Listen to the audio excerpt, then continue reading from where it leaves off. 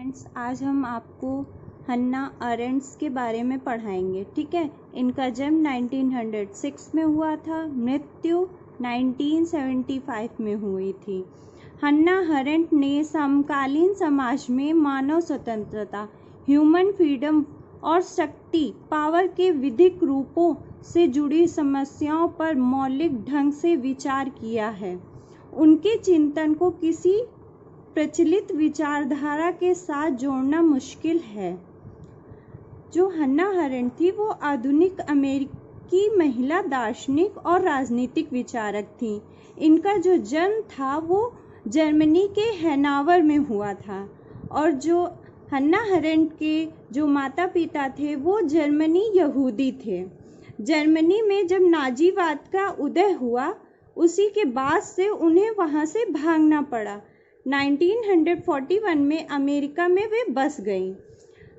हन्ना अरेंड्ट की स्वतंत्रता का विश्लेषण एनालिसिस ऑफ फ्रीडम में उन्होंने कहा है कि प्राचीन और आधुनिक समाजों की तुलना करते हुए यह टिप्पणी दी है कि प्राचीन यूनानी नगर राज्य में पॉलिटिकल लाइफ राजनीतिक जीवन की प्रधानता थी, किंतु आधुनिक युग में यह विशेषता लुप्त हो गई है।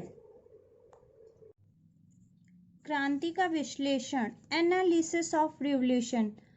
हन्ना अरेंड्ट की बुक ऑन रिवॉल्यूशन क्रांति एक विवेचना 1963 में अमेरिका क्रांति जो कि 1776 में हुई थी और फ्रांस क्रांति जो 1789 में हुई थी उसमें अंतर बताती हैं। ठीक है।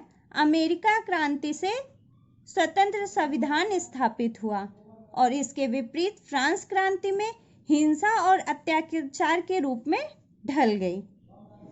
जो अमेरिका की क्रांति थी वहाँ अधिकांश नागरिक राजनीतिक क्षेत्र से बाहर हो गए।